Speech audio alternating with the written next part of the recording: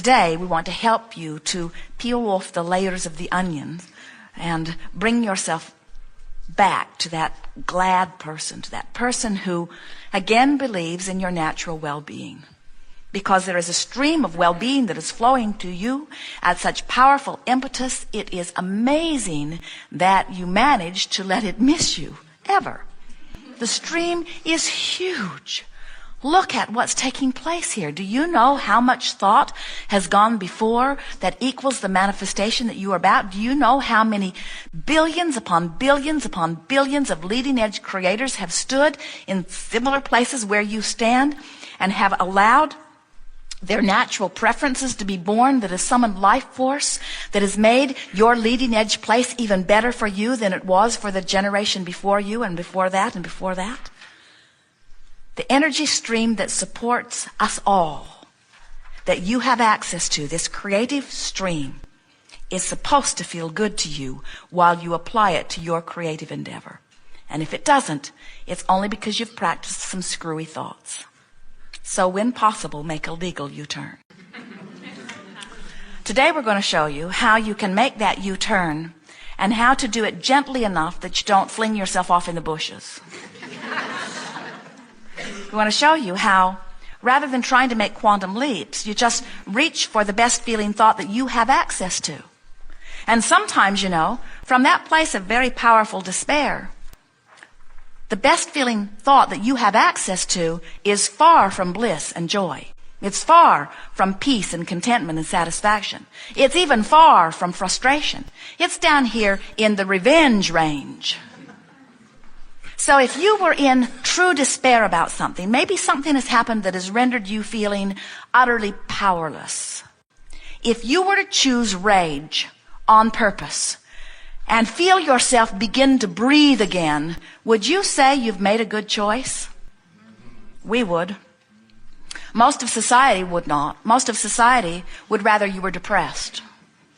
Because when you're powerless and depressed, you slink off and leave everyone alone. You're not a problem to society. But when you start trying to regain your power and you get into that mode of rage or anger, now you're not so nice to be with. But from our point of view, you have made a good decision. The question is, did you do it on purpose? And if you did do it on purpose, can you stop long enough to say, I have deliberately chosen this thought of anger or rage, and I feel better in this thought than I did in my depression and despair and powerlessness. I'm happy for the control I have regained.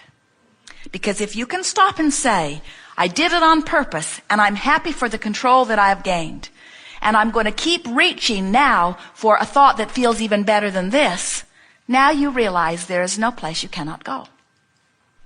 But if you were in despair, and you just discovered rage and anger, as you often do because your guidance system guides you to it, it's a sort of natural self-survival instinct. As you discovered it, but you didn't know that you did it on purpose, you didn't know how you got there, then what happens so often is you just bounce back and forth from despair and powerlessness to rage, to despair and powerlessness to rage, and then they give you some label and lock you up somewhere and say that you are a menace to society, when you were just doing what any natural joy-seeking being would do who couldn't reach joy from that place.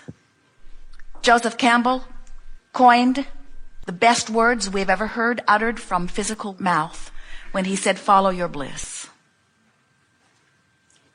But sometimes you do not have access to bliss from where you are. And if you're reaching for bliss when you are in a vibration so far from it and you cannot find it, then sometimes you feel lost again.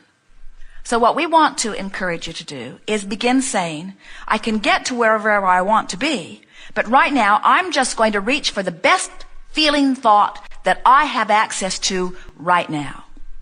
And when you get there, announce to everybody, I am so angry I could wring your neck. And I feel so much better than I did earlier. And then if you have it within you, you might say to them, I will try to restrain myself, but meanwhile you might want to go someplace else. Eventually, I will be in frustration. And then I will be in appreciation. But right now, I am in anger. And I like it here. I did it on purpose. And those are the key words. I did this on purpose. Watch your children. Watch anybody who finds themselves in a place where they feel powerless. In fact, this entire range of emotions. Oh, let's talk about some of them. So here is despair and powerlessness. And then not too far from that is a feeling of rage. And not too far from that is anger, anger, anger, anger. There are lots of degrees of anger. And then you can get into that place that you would call frustration, overwhelmment. Then you could get into pessimism, hopefulness, optimism. Then you could get into appreciation, belief, even those feelings that you call love, even those feelings that you call knowing, into that place that you call empowerment or well-being. And of course, there are many, many words that we did not speak. And sometimes the word doesn't mean the same thing to you that it means to somebody else. But that's the general vibrational range. We like to call it the emotional range. But on the far end of emotion, where you are truly connected to who you really are, there is one word that stands out above all others, and it is the word empowerment. It is the word free. It is the word being in complete alignment with the energy that is you. It is the only place that freedom exists, is in that vibrational place where you, who hold all of the power to you, nobody else does, where you have discovered the way to create within yourself a pattern of vibration that allows you full connection to who you really are. That's the only place that you can ever be free. Nobody else can give it to you. You have to do it to yourself. And on the other end of that, on the far other end of that, is the feeling of disempowerment. It's the feeling of powerlessness. So look around you. When do your children most act up? Is it when they feel empowered? Is it when they are inspired? Is it when they are full of themselves? Or is it when they are being restrained? Is it when they are being told that they should not do something? Is it when they are being told that they are inappropriate in some way? And as you pay attention to yourself or to anyone that you know, begin to notice that the feeling of empowerment is bliss. And the feeling of disempowerment is as far from bliss as you can get. And everything about your emotions is about that range, no matter what you call it. So, as you make the decision that you are going to reach for the best thought that you have access to, there's something very important that you have to decide right along with that. Some of you are going to like the sound of this. Others, it will frighten you. You have to decide that you no longer give a rip about what anybody else says. Sometimes people will say, Abraham, you teach selfishness. And we say, indeed we do. Because you have perspective of self. Your guidance system is about self. Every point of consciousness has this awareness of self. Think about it.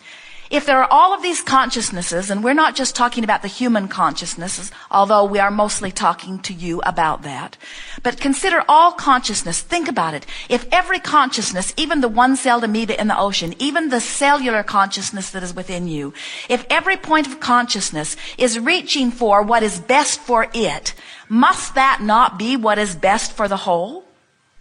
You see, humans think that there is competition. They think that you are in competition for the good stuff. So if somebody over there wants what's best for it, then it might get it and it might deprive you of what's best for you. But that's not the way this universe works. This is an expanding universe that expands proportionate to the desire that is conjured, that is fashioned, that is offered within all consciousness.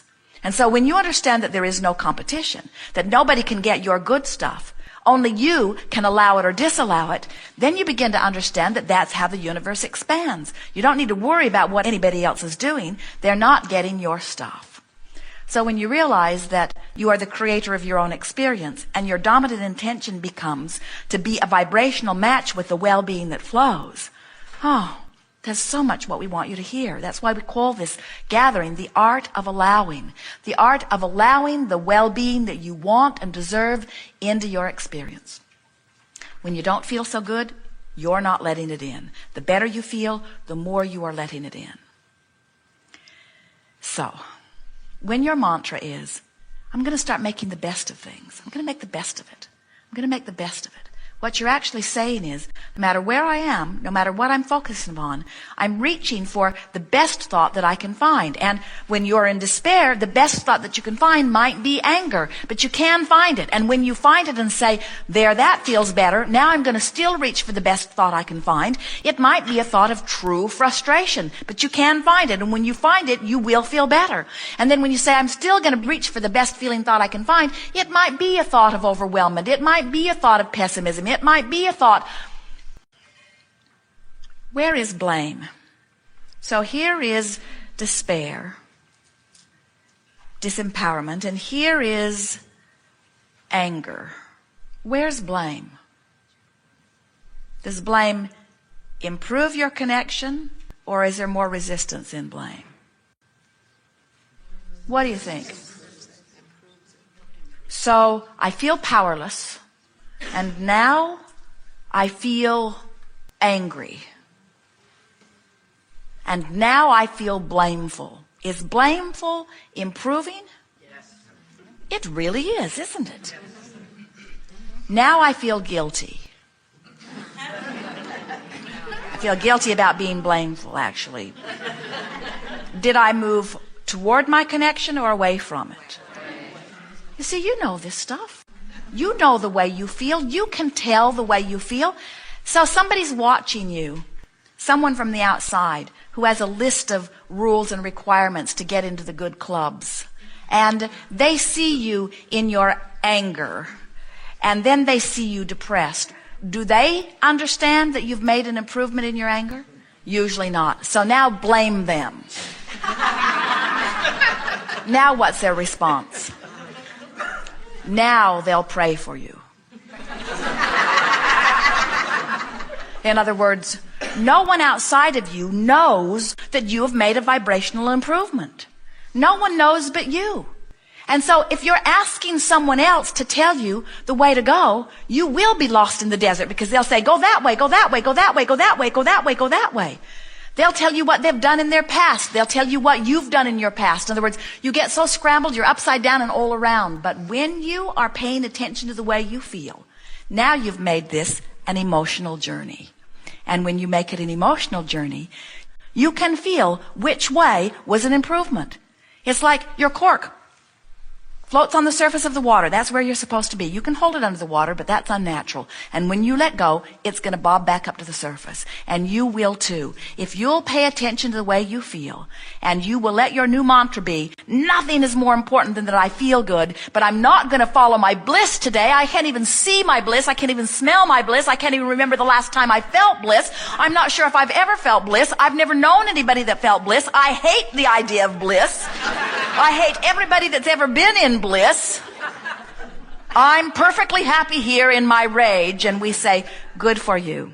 Just make another statement that says, I'll only be here for a day or two because I know that there is something that feels even better than this. And then keep reaching for it. And try to disregard anybody else's response.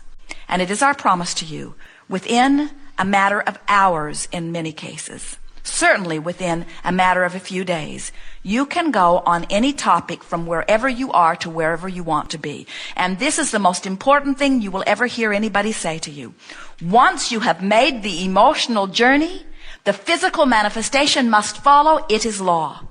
You can't feel as good as you are going to begin feeling without doors opening everywhere, without smiles coming everywhere, without the universe catering to you. People will watch you and say, when were you anointed king of this world? People will say, I cannot believe the good things that happen to you. How is it that all of this wonderful stuff happens to you? And you will humbly say to them, not to me, to all of us. I've just figured out how to stop blocking it. I've practiced beating the drum of praising and appreciating. I'm beating the drum of making the best of things. I'm trying to make the best of everything. And in doing so, I'm achieving vibrational alignment more and more every day with the well-being that we all deserve. And I'm glad that it's showing up in my life. I hope it's not making you jealous, because it's there for you too. Good. Well, we are really done. There isn't anything else that we could ever give you that would be of one bit of value beyond that. That's the whole thing. You're good. You deserve good. Good's flowing to you. Get happy. It will.